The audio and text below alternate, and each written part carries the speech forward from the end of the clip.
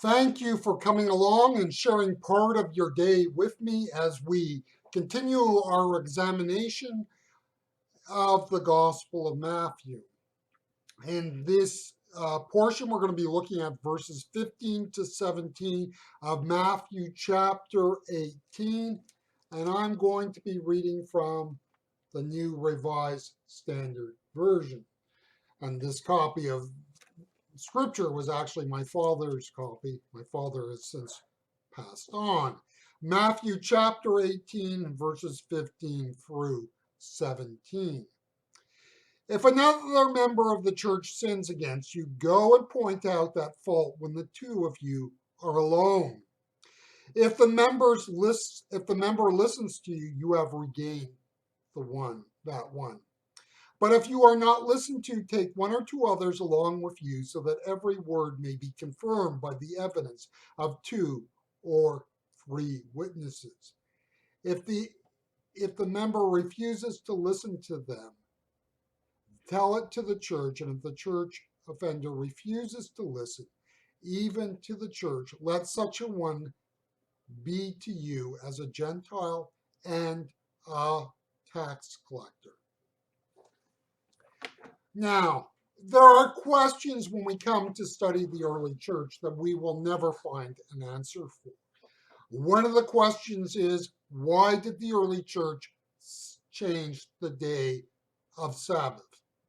We know that the Sabbath was an extremely important idea and the practice of it extremely important in Judaism. Now, we know that Jesus rose on the first day of the week, which was Sunday. So we understand that the reason why they shifted the Sabbath from the Saturday to the Sunday was because of Jesus' resurrection. We also understand that in Jewish reckoning that the day began with the sunset, whereas we now know in the church as a rule, we practice the Roman idea, which, the day begins at midnight. Another one of these ideas that we have practice in the early church, for which we don't know why they moved to this, was the issue of why they chose the word church for their assemblies. Now, the word church in Greek just simply means an assembly. They did not choose the word synagogue, so that's significant. They did not want to identify what their gatherings or groups were with the synagogue. Why they did this, we don't know. Much like the moving of the observance of Sabbath to the first day of the week, we know it happened, but we do not know why. When we use the word church today, we often use it in a fundamentally different way than the early church. Now, we've made the point before, the early church was not a legally recognized organization in the first century. The early church thrived in the first part of that century because it was seen as an offshoot of Judaism, and Judaism had certain privileges and rights under Roman legal system. And that was because the Jews had a nasty habit of rebelling, and the way to deal with it is extend a little bit of room for them. So the early church did not use the word for a building or an institution or organization called church. The word church or assembly in the Greek was used for the gathering of people who were believers in Jesus Christ. And eventually they gathered on the first day of the week in particular to worship, to pray, and to hear the scripture. The word church often is used to speak of a building of a particular type, or it is used to speak of an organization or institution that is called the church.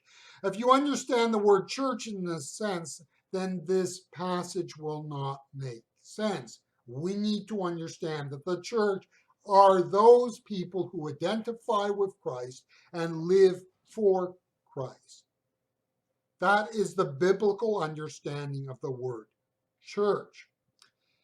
In an institutional setting, interpersonal relationships tend to be subservient to the goal of the organization and institution.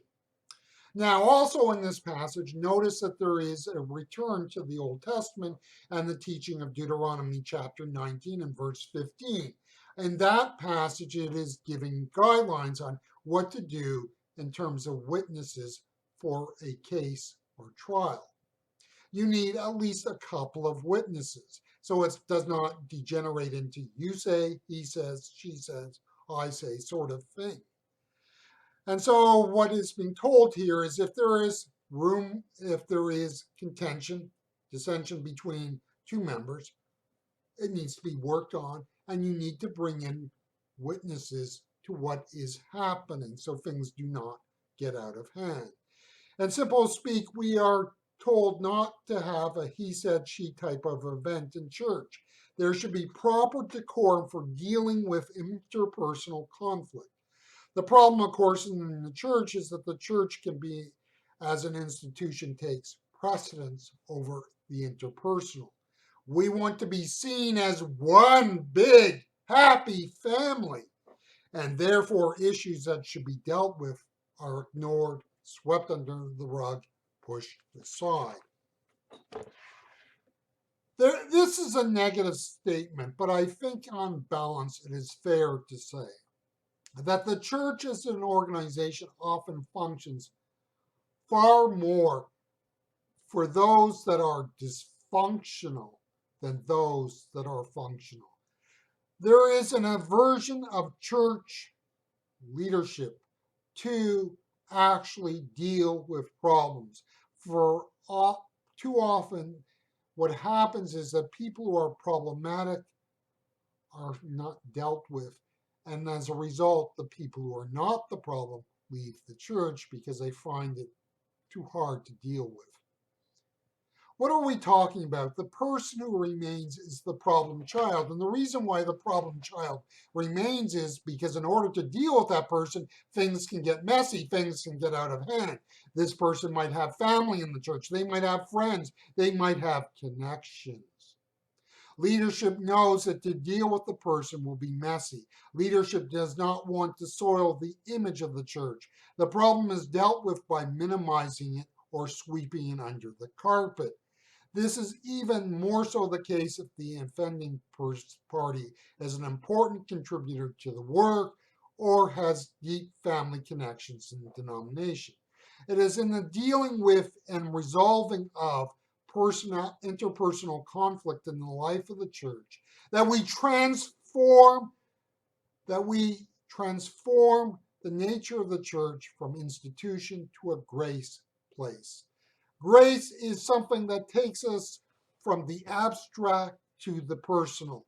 If the church is not able to experience and live out grace, then how can we expect to offer something to those who are outside the church that is real and different?